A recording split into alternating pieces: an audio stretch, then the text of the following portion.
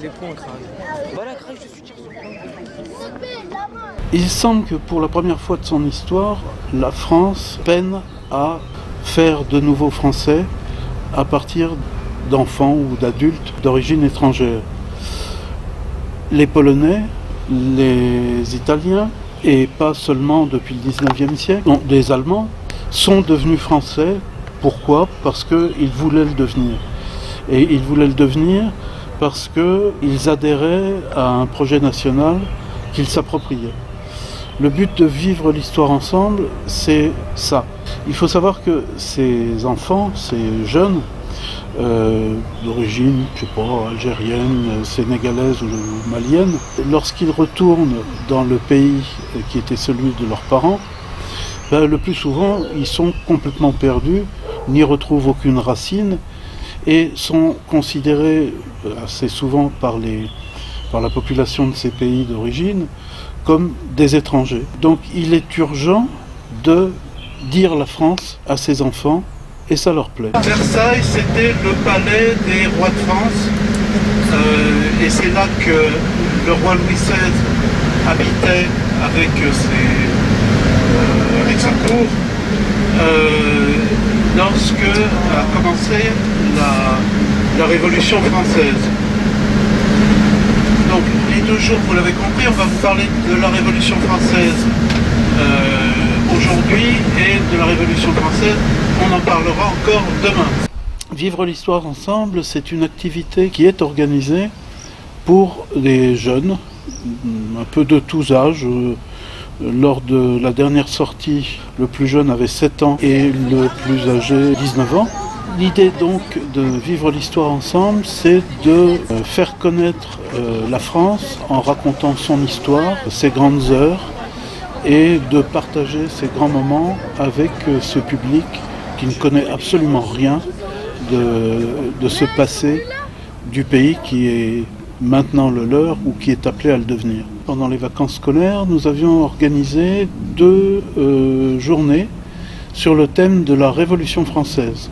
Aujourd'hui, qu'est-ce qu'on va faire? On va visiter 2 choses à Versailles.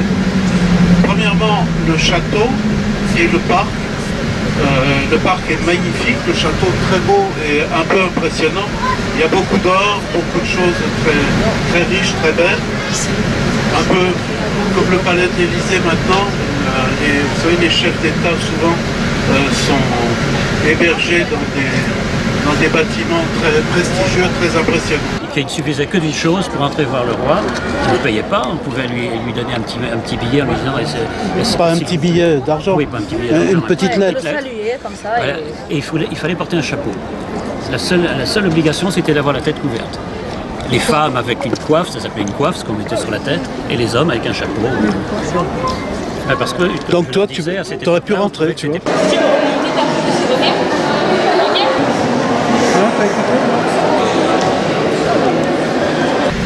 On ira voir quelque chose qui est un peu moins connu que le château de Versailles, mais qui, dans l'histoire de la Révolution française, a joué un rôle important. C'est ce qu'on appelle la salle du jeu de paume. Et c'est là que le roi Louis XVI avait convoqué les États généraux. Les États généraux qui vont se transformer en l'ancêtre du Parlement français.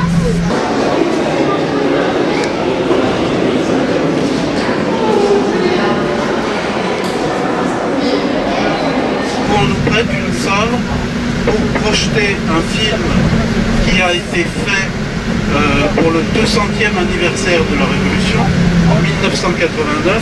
Comme c'est un film qui dure 2 fois 2h30, c'est un peu long, et Amine a coupé des scènes qui sont un peu fastidieuses. Nous terminerons ces 2 jours en allant à Paris faire un pique-nique et ensuite visiter la prison de la Conciergerie, ce qui a été la dernière habitation du roi Louis XVI. Ce qu'il ne faut pas, c'est que les gosses qui nous sont confiés aient le sentiment que par cette activité, ils ont des heures supplémentaires à l'école.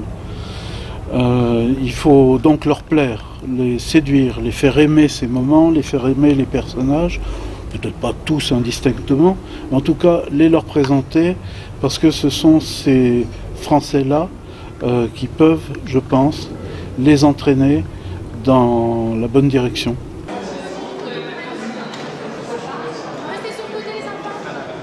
Nous avons parlé de la Révolution royale jusqu'au 4 août.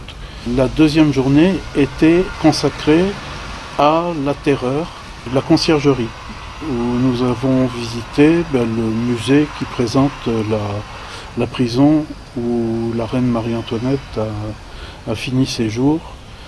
Le temple n'existant plus, le temple étant la prison où a été enfermé Louis XVI avant son exécution.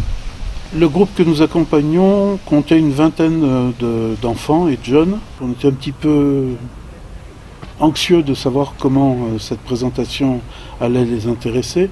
Je crois qu'on peut dire, je les ai interrogés dans le quart du retour, je crois qu'on peut dire qu'ils ont été enthousiasmés par ce que nous leur avons montré, qui était très modeste et très simple. Alors voilà le départ du groupe de Montreuil, qui est la commune à laquelle appartiennent l'essentiel des jeunes que nous emmenons ce jour-là.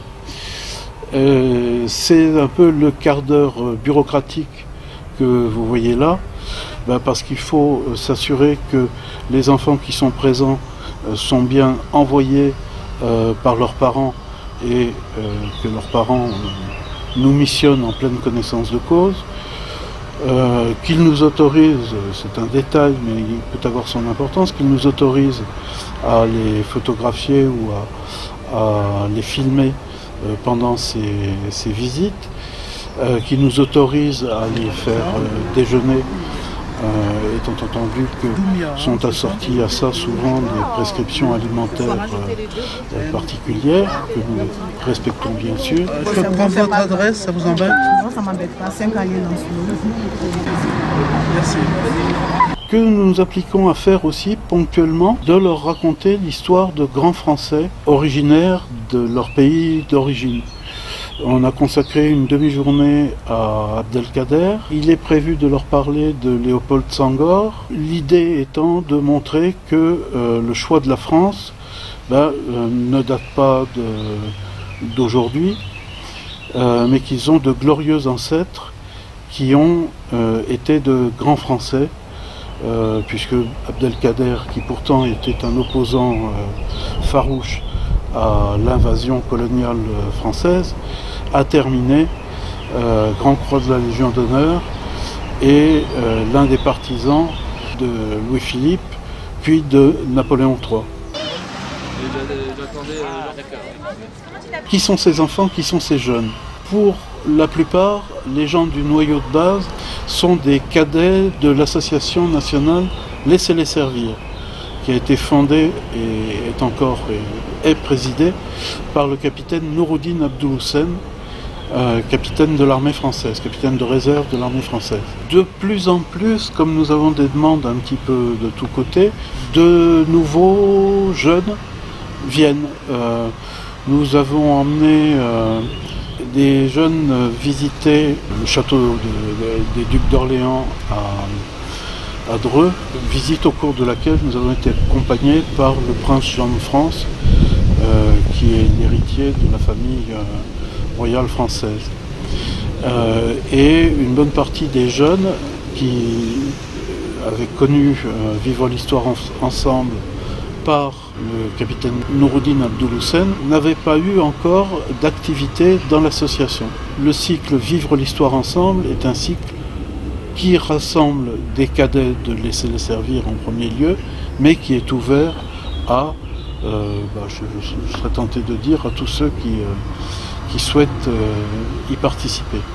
On nous pose souvent la question du prix de ces voyages, de ces excursions, de ces visites ou de ces séances de cinéma. Grâce aux aides financières que nous recevons, qui sont toutes privées, faut-il le dire, jusqu'ici, ces aides nous permettent de demander à ceux qui peuvent une participation tout à fait symbolique, du genre de 5 € pour une journée et par enfant, Mais ceux qui ne peuvent pas sortir ces 5 €, il va de soi que nous les accueillons gratuitement. Les animateurs sont tous bénévoles d'ailleurs, même si certains d'entre eux reçoivent des indemnités de défraiement lorsqu'ils doivent utiliser les transports, leur voiture ou des choses comme ça.